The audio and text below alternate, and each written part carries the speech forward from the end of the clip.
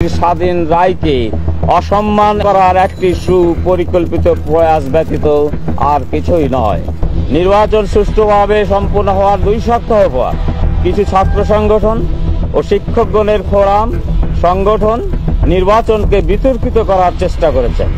কিছু বক্তব্য ও বিবৃতি ইউটিএলের দৃষ্টিগোচর হয়েছে।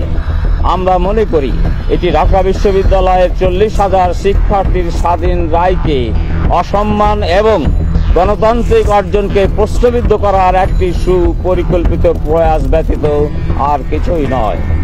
আমরা দৃঢ়ভাবে বিশ্বাস করি ঢাকা বিশ্ববিদ্যালয়ের শিক্ষার্থীরা তাদের মুক্ত চিন্তা, ন্যায় বিচার এবং গণতান্ত্রিক অধিকারকে সর্বোচ্চ গুরুত্ব দিয়ে এই নির্বাচনে অংশগ্রহণ করেছেন। শিক্ষার্থীদের রায় স্পষ্টভাবে প্রমাণ করেছে যে তারা ভীতিকর রাজনৈতিক সংস্কৃতি, প্রোপাগান্ডা এবং একদলীয় মানসিকতার বিরুদ্ধে দাঁড়াতে সক্ষম।